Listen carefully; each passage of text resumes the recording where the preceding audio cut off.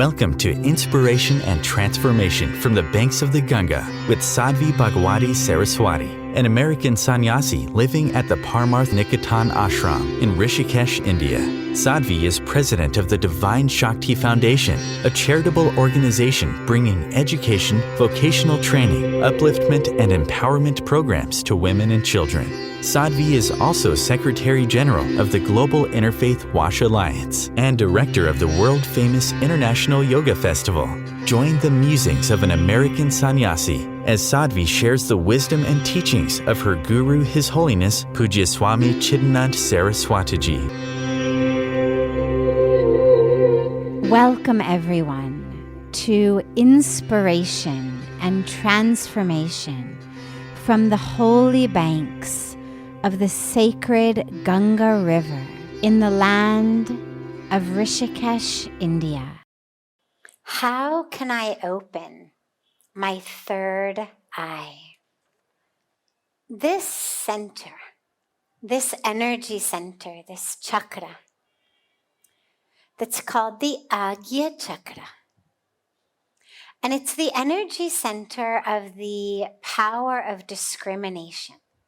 Meaning not discrimination in a negative way, not like discriminating against people on the basis of their color or their race or their religion or their body shape, but rather discrimination as in truth from falsehood.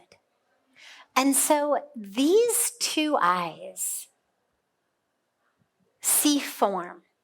They're very, very good at making sure that, when I get down from Satsang, that I don't step over the little step stool that I have, or that when I walk in this direction, I don't walk right into the tripod of the camera, or that I don't fall over on this table.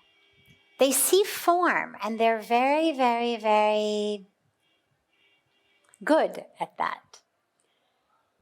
They immediately recognize people of different sizes and shapes and colors.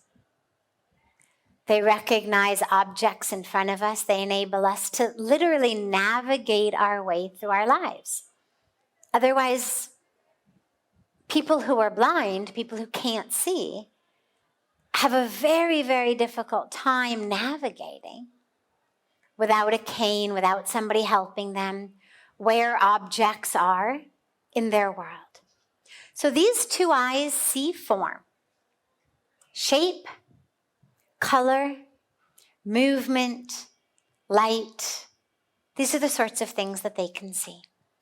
But in order for these eyes to be able to see, the object I'm looking at has to be at least somewhat far away from my eyes. Right? If I hold something up, if I took this page of questions and I went like this, well, I can't read them. I can only read them if I hold them a little away from my face. So these two eyes require that the object I am looking at and knowing is separate from myself, that it is outside of myself, that it is an arm's length or half an arm's length away. Only then can I see it and understand it. But what about the self? What about the divine? Well, those are not an arm's length away. They're not even an inch away. They're the truth of who we are. They're in us. But these eyes can't see that. Because there's no shape, there's no form, there's no color, there's no movement. These eyes can't see them. And when we look at other people, these eyes can only see the form of that person. What color is their skin? Are they tall? Are they short? Are they fat? Are they thin? But it can't actually see content. The content of the person is what we call divinity or soul or spirit. But these eyes can't see them. This eye can. That power of discrimination is the power to discriminate truth from falsehood. what these eyes see is considered falsehood. Meaning, it's not that you aren't actually a tall person, or that you aren't actually a skinny person, or that you aren't actually a fair-skinned or dark-skinned person. But it means that isn't actually the highest truth of who you are. The highest truth of who you are is soul, is spirit, is one with the highest truth of who I am. These eyes see us as separate. See, this is my form here, that's your form there. We are separate. But that's considered falsehood, because actually we are one. And so we need our third eye, this Agya Chakra, to show us truth instead of falsehood, to show us spirit, soul, divinity, instead of just body, to show content, essence, instead of just form. So this is why we meditate, we pray, we do yoga exercises to open the third eye. There's a lot of ways. Number one, when you meditate, a lot of meditative practices have us close our eyes and literally focus the power of sight. Now the eyes are closed, so I'm not actually seeing something, but I'm taking that power of sight and I am focusing it onto my third eye from the inside. So a lot of meditative practices will tell you to look up to the third eye. Why? Because that directs the energy of the being into that third eye. Whatever I'm looking at, that's where my energy goes. Try it. Notice it in your life. Just turn your head and you notice as you turn your head and your eyes, all of the energy of you goes suddenly now to whatever you're looking at. Well, if you turn your energy to the third eye, if you turn the power of sight to the third eye, then all of your attention and intention and that Shakti goes to that eye. And slowly it opens. Practices of yoga, not just yoga asanas or yoga kriyas, but actually as well yoga like Jnana yoga. Literally meditating upon what is truth. Who am I? Ko-hum. Who am I? Am I the body? And the more we meditate on what we are and realize what we are, the more that third eye will open on its own. It can be opened in a moment by the grace of a guru. It can be opened in a moment by a powerful spiritual experience. People have third eye openings in powerful spiritual experiences, whether it's being in the arati, whether it's having a powerful meditation, whether it's being in the presence of an enlightened master, of a guru, whatever it may be. It happens spontaneously as well. There's another meditative technique that I teach sometimes where as you meditate, normally when we breathe from in, out. So whether we do it in the chest, you see my chest is going like this.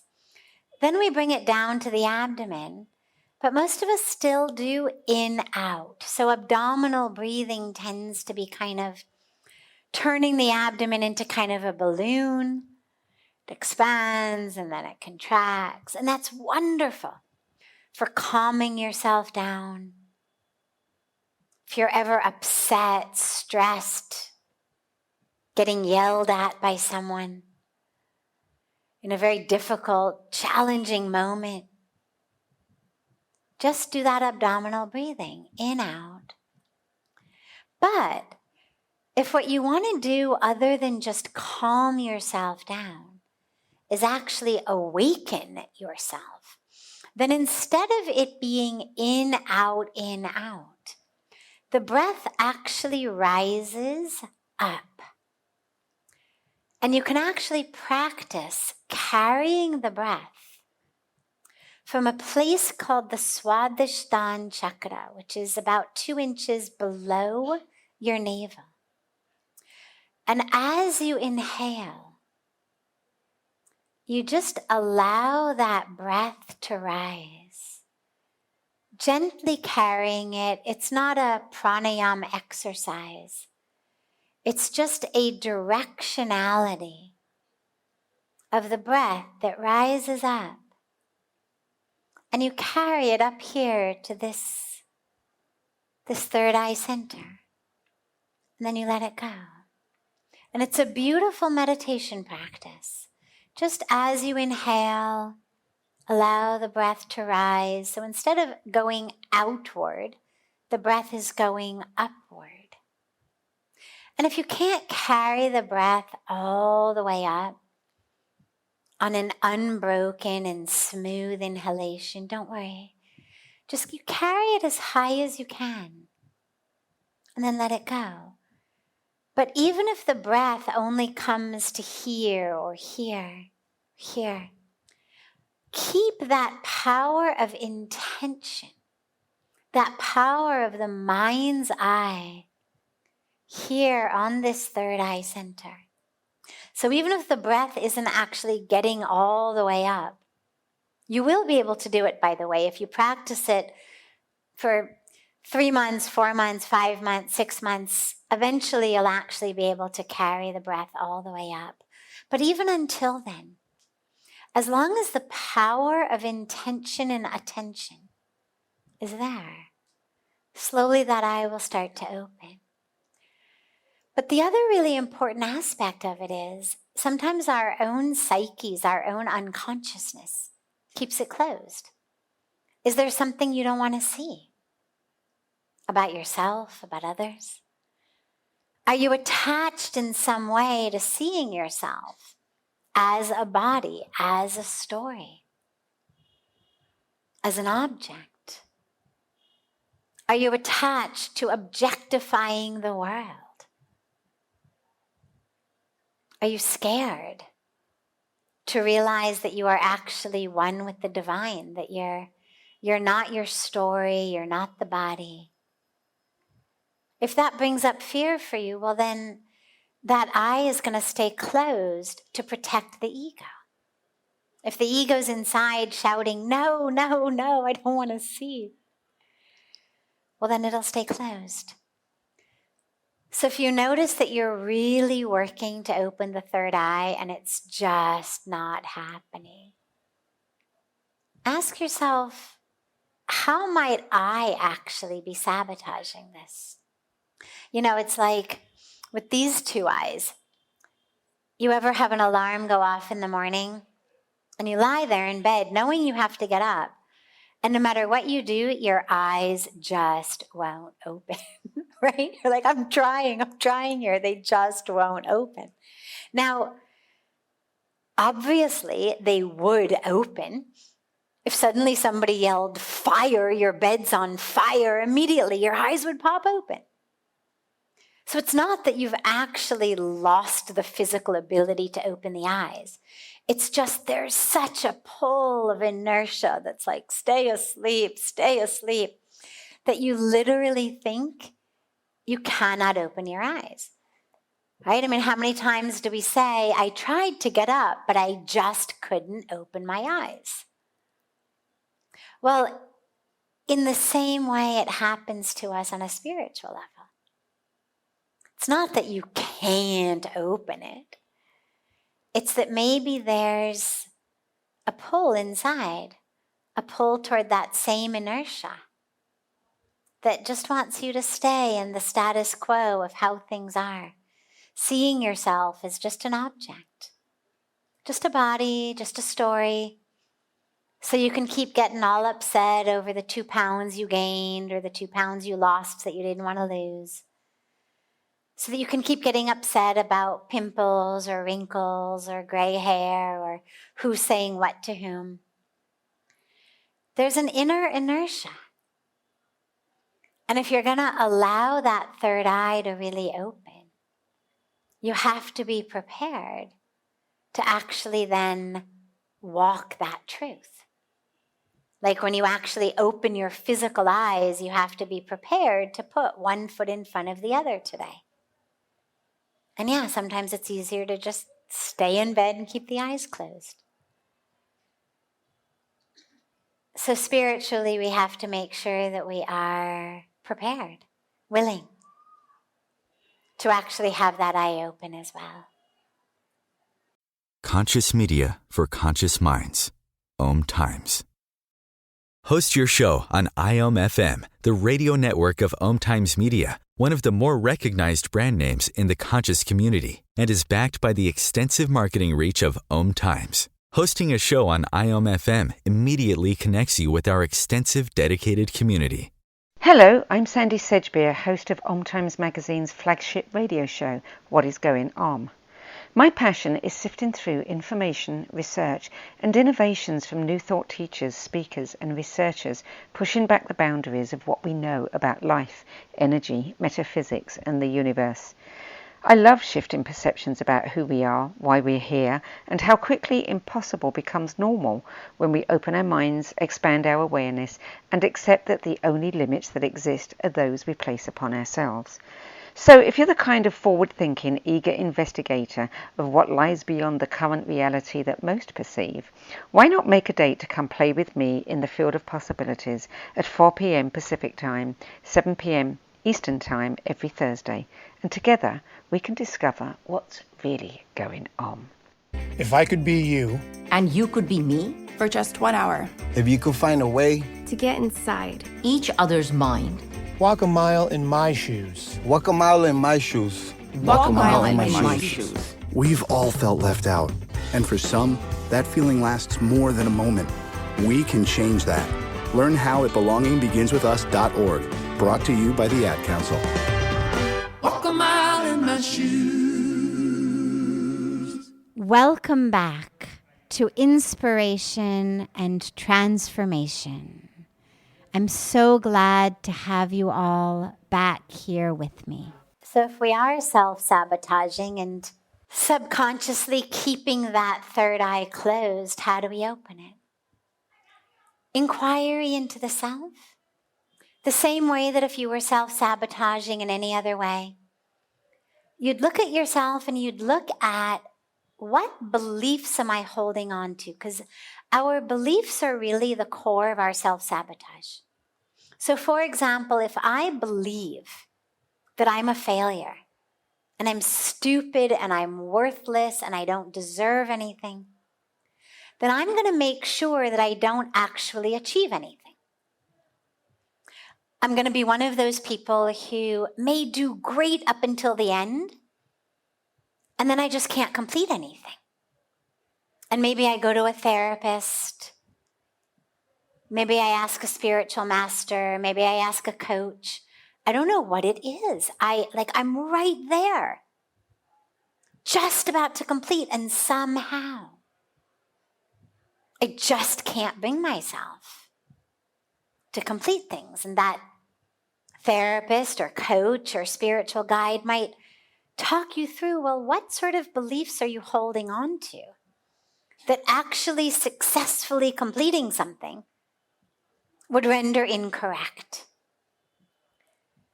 And this is the same thing. What beliefs am I holding on to about my own self? See, if I believe that I am this body and I'm walking through the world with a story that says, I'm not happy because I'm dark-skinned in a world of people who only like fair skin, or because I'm a woman in a world where we are discriminated against, or because the shape of my body is not the shape of the body that our society deems beautiful. Therefore, I am not happy. Well, it's going to be really hard for me then to realize I'm not my gender, I'm not the color of my skin, I'm not my body. I am soul. Now, I'm not saying discrimination doesn't happen, and I'm not saying that we shouldn't work against it. We should. On the level of us as human beings, trying to co-create an equal, sustainable, peaceful planet Earth for everybody. But on the level of my happiness,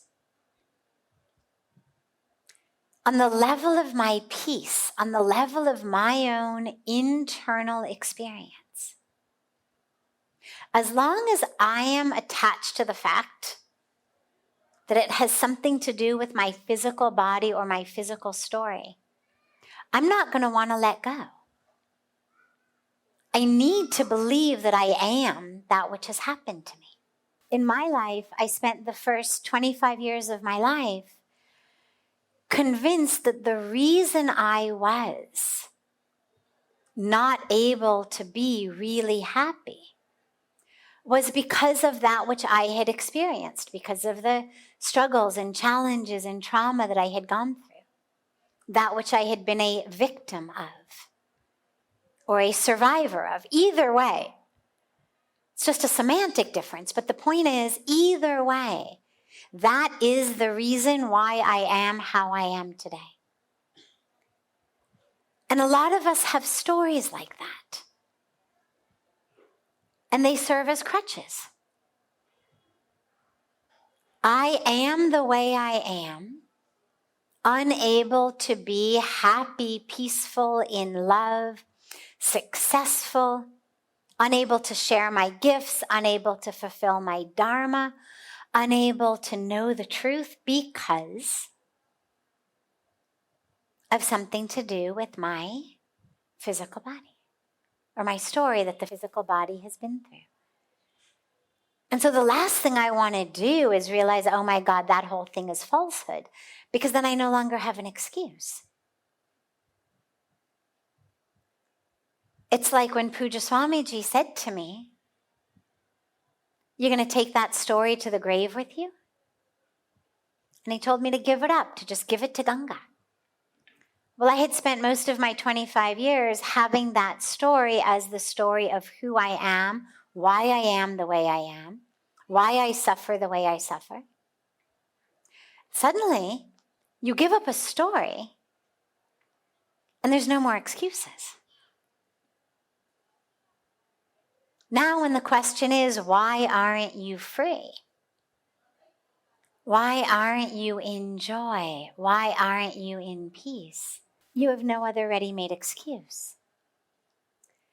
And so that's a big reason why a lot of us do that self-sabotage of not opening the third eye, because then I wouldn't have any more excuses. If I really want to live my life in lust, in greed, if I'm committed to the idea, the belief system that says that happiness comes from having more and acquiring more, and so I've dedicated my time and my energy and my resources and my brain to just making as much money as I can make, to getting as high on a social ladder or a career ladder as I can, or to having, as much sensual pleasures that I possibly can. Well, then I don't want to know that I'm not the body, because then suddenly that undermines my entire way of living. It undermines all of that I think about, that I focus on. I mean, if I'm not my bank account, if I'm not my popularity, if I'm not my career, if I'm not my body, if I'm not my followers on Facebook or TikTok or Instagram, well, then who am I? And that's a scary place for a lot of people to go. And so you've got to be prepared to really kind of drop into the void because you don't know what it's going to show you. But you know what you're letting go of. And another, there's so many others, but I'll give you one other really common and powerful belief system that keeps a lot of us stuck is loyalty. Loyalty to parents, loyalty to teachers, loyalty to culture that ingrained in us the idea in some way that we are our bodies. Whether it was an emphasis on what we looked like, whether it was an emphasis on how much money we made, what type of career we have. The idea of somehow having experiential, undeniable proof that that which they told me is not true. That can feel like a really big betrayal. There's a sense of almost, how dare I prove that what my parents or my teachers or the culture I grew up in dedicated their entire lives to actually was false. And that's where it's really important to realize that it's not a betrayal. They were doing the best they could. When I was a little kid, my mom took me to McDonald's for, Egg McMuffins for breakfast. She thought that was healthy. That's what, as a young parent in the early 1970s in America, that's what they were told. Healthy breakfast, Egg McMuffin. As the years went by and she got more and more information about actual health, eating habits in the house changed. But it's not that it would somehow be a betrayal of her to realize that Egg McMuffins, you might as well be eating, paint thinner. But it's an awareness that they were doing the best that they could with the information that they had. And we are not meant to spend our lives continuing to prove that which was false to begin with. Time moves forward. Time moves forward. And so, whether it's knowing the truth about what's healthy, whether it's knowing the truth about whether the sun revolves around the earth or the earth revolves around the sun, as time changes, that which we consider truth changes. But that's an important thing for us to look at because a lot of us do have that sense of betrayal. Oh my God, if I don't live like this, live the way that I was taught, I'm somehow disrespecting their memory if they're no longer here, or disrespecting them if they are still here. And that isn't true. The purpose of your life is not to continue to prove what someone else believed to be true. It's to see your own truth. It's why we've all been given eyes. So keep working with it. And you'll notice as you work with it, as it starts to open, just be really aware of what fears are coming up. What's arising for me? And just see it and notice it. But keep going. Keep going. Keep going. The Real Conscious Connection. Om Times Radio. IOM FM. Om Times Magazine is one of the leading online content providers of positivity, wellness, and personal empowerment. A philanthropic organization, their net proceeds are funneled to support worldwide charity initiatives via Humanity Healing International. Through their commitment to creating community and providing conscious content, they aspire to uplift humanity on a global scale. Om Times, co-creating a more conscious lifestyle. More than 24 million Americans have an autoimmune disorder, and that number continues to grow. I'm Sharon Saylor, and I'm one of those 24 million. To put that number in perspective, cancer affects about 9 million and heart disease up to 22 million. That's why I've brought together top experts and those thriving regardless of their diagnosis to bring you the latest, most up-to-date information. Join me, Sharon Saylor, Friday night, 7 p.m. Eastern, for the Autoimmune Hour on Life Interrupted Radio to find out how to live your life uninterrupted. You came across someone struggling with hunger. How would you recognize them? Would you notice an 8-year-old girl who's not excited for summer break because she may not be having lunch again until September? Or a war veteran who's having a hard time landing a job and getting back on his feet? I am the 1 in 8 Americans who struggle with hunger. I am hunger in America. Hunger can be hard to recognize. Learn why at IamHungerInAmerica.org, brought to you by Feeding America and the Ad Council. Welcome back. This is Sadhvi Bhagawati Saraswati with inspiration and transformation. As we look back on ourselves, we see how we weren't living up to our full potential at every step of the way. Creates shame in us. And so, of course, then we don't live up to our full potential today because, well, I've already wasted all of this time. Right? It's like you decide you're going to go on a diet and no cookies, no sugar at all. And then you have half of a cookie and decide, oh, well, anyway, I mean, the day's ruined. I might as well eat the whole bag. Right? Because there's such a sense of, well, I made that mistake. Therefore, the day is ruined. No. You're learning and growing. Your potential today is different than your potential was a year ago, or 5 years ago, or 10 years ago. But you're looking at that self with these eyes. And so we assume that at that time I could have done better. I should have done better. Because if you were in that situation today, you could do better. But we don't realize what situation I was in at that time. It's very hard to go back there experientially and realize that. Let's imagine I plant an apple seed today, okay? I plant it in the dirt, cover it up with dirt, I start to water it. So in a few weeks or months or however long it takes, a little sprout comes out of the earth.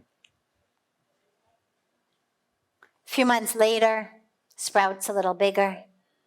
Slowly, over a period of the next 3, 4, 5 years, that sprout actually becomes a tree, and eventually I get an apple. But for me to look back on it when it was a sprout and somehow feel like it was failing in its duty to provide apples, well, that's not fair to the tree. It didn't have the capacity to give me apples as a sprout. When I look at it as a tree, I think, my God, I can't believe I've waited so long. This is so unfair. I should have had apples from the beginning. But the sprout has no capacity to give apples. It actually has to go through the whole transformation and growth in order to be able to give apples. In the same way, the you of 2 years ago, 5 years ago, 10 years ago, wasn't ripe the way you are today. You pick a piece of fruit off a tree before it's ripe, it's sour, it's gross, it's hard, you can't eat it. It requires its time. Premature babies frequently don't even survive. Could you imagine if somehow we criticized that baby, a 4-month baby, for being unable to survive or being unable to survive without an incubator? It needs the full 9 months in the womb in order to be able to survive on its own. It doesn't have that capacity from day one. It gets it as it goes along. There's actually a beautiful story of a man who walks out of his house one day and he sees a a cocoon hanging on a branch, and there's a little crack in the cocoon, and a butterfly's head has just started to push through the crack in the cocoon. And the man watches for a while, and he notices that the butterfly seems to be really struggling, unable to push its way out of that small crack in the cocoon. So the guy decides he's going to help out the butterfly, and he goes into the house to get some scissors, and really gently, really carefully, he goes in and he just cuts the cocoon, careful not to cut the butterfly. And he just cuts the cocoon in such a way that he opens it up for the butterfly. And the butterfly falls right out of the cocoon, splat onto the ground. And the man thinks, what happened? And he goes down to pick it up, and he tries to get the butterfly to fly. But the butterfly can't fly. Its wings are soaking wet and shriveled. And it turns out that actually it is the act of pushing itself through that slit in the cocoon that sends the fat, the masses of the center part of the caterpillar's body into the wings of a butterfly, enabling it to fly. But if some good Samaritan comes by, meaning well, and cuts you out of the cocoon, and you don't actually have to push your way out, you end up with wings that can't fly. They're still wet and shriveled. But would you look at that butterfly and say, oh, why can't you fly? So that's what you're doing to yourself. You're looking back on a former, earlier version of yourself and saying, why couldn't you do what I can do today? But then you're taking it a step further, and you're essentially saying, I'm not going to do what I can do today because I didn't do it years ago. And that's something you've got to look at. Is who told you that you are unworthy? Who told you that you are not deserving of total greatness? Where did you get that false belief that says, I somehow, first of all, I am to blame for my smallness. I am to blame for my inabilities. And it is, in an unconscious way, kind of my duty to perpetuate them, to fulfill the prophecy that someone made directly or indirectly, or that you internalized in some way, that said, you're not going to make it. You're not made of the good stuff. Where'd you get that? Because it's totally a lie. But you got it somewhere. And now you are perpetuating it to make sure that it comes true, so that you don't have to go back and re-examine that belief. The next time that shame arises, picture yourself yelling at a little child for what she couldn't do. And immediately you'll feel even more shame. You'll feel embarrassed, like, how dare I yell at a little child? And then realize that's exactly what you're doing. Yelling at a child. You're yelling at a sprout for not giving apples. But now you have the capacity. And so now it is your duty to utilize that. Whatever we've been given, it is our duty to use it sincerely. This is Bhagavad Gita 101.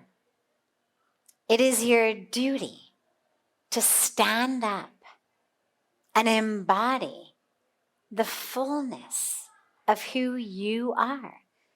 And that doesn't mean that you're going to be elected president or prime minister of a country or a company. Doesn't mean you're going to be rich. Doesn't mean you're going to be famous. Doesn't mean any of those things. It just means that there is a unique and special you-ness that you are here to fulfill. And that potential may be in business, in entrepreneurship, in politics, or that potential may simply be to be the one who everyone can count on for a smile or a kind word. To be the one who plants the mango trees that the next generation is going to eat mangoes from. To be the one who quietly just walks along the banks of Ganga and picks up the trash. No sign, no megaphone, no live Instagramming, but who just does it. Because that's what you do. So it's just about ensuring that who you are is allowed to flower and blossom. Not expecting it to smell like another flower or look like another flower. Not judging it based on how other flowers look or smell. But just being aware that there is a unique you-ness and a very special you-ness. And you're here to experience that. And to just allow it.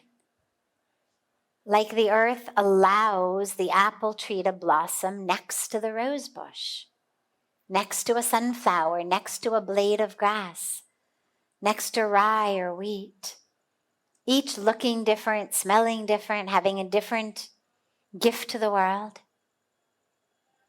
But the earth just opens herself for all of their different sprouts. And in the same way, we open ourselves to whatever it is that's going to sprout and blossom through us. And that's all you're called upon to do, not to rewrite history. If you were supposed to go back and redo it, life would have a rewind button. But since it doesn't, you can be pretty sure that we're not meant to do that. And since we can't go back, you can also be pretty sure that spending too much time looking back doesn't make a lot of sense. If there weren't a reverse in a car, a rear view mirror wouldn't make much sense. It makes sense so that when we are headed in reverse, we can see where we're going. But if we can't reverse, why bother? In the same way, we can't go back. So all of that time that we spend looking back is mostly a waste. Look forward. That's where you're going. And let yourself blossom and flower into that very unique and exquisite fragrance that only you have. And that has taken all of these years to refine itself. And now you share it with the world. The future of Internet radio is here. Om Times Radio. IOM FM. Ascending Hearts is no ordinary dating site, but a spiritual dating site with a purpose, to link you with your soulmate. We engineer the serendipity so you can trust that you will attune with someone that has the same matching vibration as you. Ascending Hearts, the conscious dating site for the spiritually aware. Try Ascending Hearts for free. ascendinghearts.com. This is Kathy Beal, host of Celestial Compass, featuring astrology you can use. Celestial Compass points you to what's going on in the sky and what you can do with it down here on Earth. We also explore fun, effective, and cosmic tools for navigating this adventure we call life. Join me the first and third Monday of the month at 5 p.m. Eastern Time for Celestial Compass. It's enlightening, entertaining, and empowering. Every 2 minutes, an American is sexually assaulted. The majority of victims know their attacker. It could be your friend, your neighbor, or someone you met at a party. If you said no, it's rape, and it's a crime. This is Christina Ricci with RAIN. Call the National Sexual Assault Hotline today at 1-800-656-HOPE or visit RAIN.org. That's RAINN.org. Brought to you by RAIN and this station. Welcome back. This is Sadhvi Bhagawati Saraswati with inspiration and transformation. We are told by Bhagwan Krishna, come to me. Come to me, surrender to me. Take refuge in me. All of that you are suffering from, if you just come to me and take refuge in me, you will be free. He said, so we go to God, we surrender to God, we offer ourselves to God, but still there's fear, still there's uneasiness, there's lack of peace, there's restlessness. So how do we increase that sense of refuge, that sense of being just in the lap of God so that we are free of that? Let's imagine that you're wearing a backpack.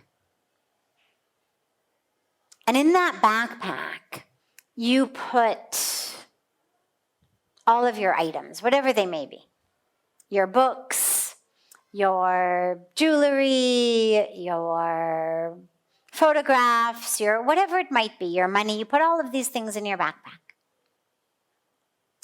Then you go and you sit in your mom's lap or your dad's lap, or you go to the mandir or whatever house of worship you go to in your religion, doesn't matter. And you bow at the feet of the divine. But you've still got your backpack on, right? मैंने ये कहा कि समझ लो कि आप पीठ के ऊपर अपना बैग रख लेंगे. बैग में आपने अपने सारे सामान डाल दिया. ठीक है, फिर आप मंदिर में जाओ. कृष्ण भगवान की चरण में आपने सब समर्पित किया. लेकिन बैकपैक तो है ना? अब समझ लो कि उसी बैकपैक में आपके सारे विचार, आपके सारे डिजायर्स, आपके सारे फियर्स, आपके सारे अटैचमेंट्स आपने उसमें डाल दिया. अब आपने प्रणाम किया, लेकिन बैकपैक जो है आपने उसको समर्पित तो नहीं किया. बैकपैक तो आपके पास है. तो जहां भी हो वो बैकपैक होगा आपके साथ. जब तक वो बैकपैक आप वो सरेंडर नहीं करेंगे, वो समर्पित नहीं करेंगे, वो तो रहेगा आपके पास. तो यदि उसमें भय है या अशांति है, अपने डिजायर से, अपने अटैचमेंट से, वो तो रहेंगे. वो आपके सारे मन को भी और मन की कैल को और सारे वासनास को, सारे डिजायर्स को भी समर्पित करना है. Said what you need to do is not only bow yourself to God, not only surrender yourself to God, but you actually have to surrender that backpack.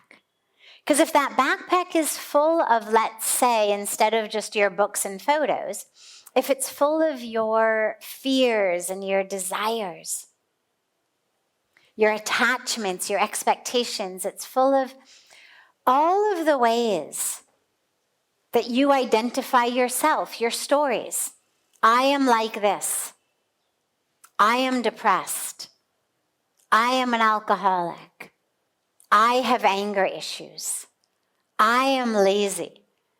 Whatever you tell yourself, whatever your self-identification may be, if that's in your backpack,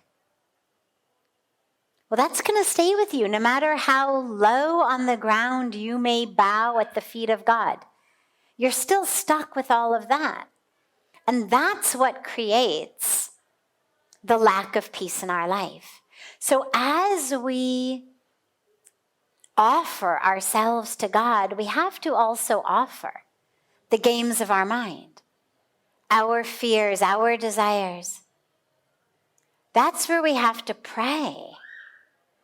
Take my fears, take my desires, take my attachments, take my expectations, take my false identifications, take all of that. Let's say I've got $1 million in my bank account that I made by being a good businesswoman, okay? Now I donate all of that $1 million to the temple, let's just say. Well, that's very generous. You could say I have dedicated everything to God, except I'm still holding my attachment of I am the good businesswoman who donated all of her money to the temple. That attachment to that identification, that story I tell myself about who I am, is actually the cause of my lack of peace, much more so than the money was. So I donated that which wasn't actually causing me trouble, but I didn't give that which was causing me trouble, which is why even after seemingly having given everything, I'm still not in peace. मैंने कहा कि ये जो अपनी identity है, जो हम स्वयं के बारे में बताते हैं, हम क्या है, हम कौन है, वो कहानी जो है, जब तक हम वो भी अर्पित ना करें, तो उसी की वजह से अशांति है. अगर मैं अपने सारे पैसा मंदिर को दे दूं, लेकिन मन में मैं स्वयं को बताती रहती हूं कि हाँ मैं वही हूं जिन्होंने सारे पैसा कमाया और फिर सारे पैसा दे दिया, तो उसी कहानी की वजह से मेरा अहंकार बढ़ जाता है. उसी कहानी की वजह से मेरी इच्छाएं बढ़ते हैं. कौन सी इच्छाएं? कि सब भी मेरा प्रशंसा करेंगे, कि सब जानेंगे कि हाँ वही यही है जिन्होंने सब कुछ दिया था मंदिर को, कि सब मेरे से अच्छी तरह से बात करेंगे क्योंकि मैं तो वही हूं. उसी आइडेंटिटी की वजह से अशांति है, पैसा की वजह से नहीं. वो मेरा जो इग्नोरेंस है उसकी वजह से मैं अशांत हूं. लगता है कि मैंने सब कुछ अर्पित किया, शरणागति में आ गया, अब तो शांति प्राप्त करूंगी, लेकिन जो चीज जिसकी वजह से मैं अशांत हूं वो तो मैंने नहीं दिया, इसलिए अशांति है. So when we really surrender to the divine, we have to surrender the stories we tell ourselves. If we went around and I said to you all, tell me the biggest problem you face in your life, and then tell me why you face it. Every one of you will have a story about why you face that struggle. This is why I suffer depression. This is why I am an alcoholic. This is why I am not in peace.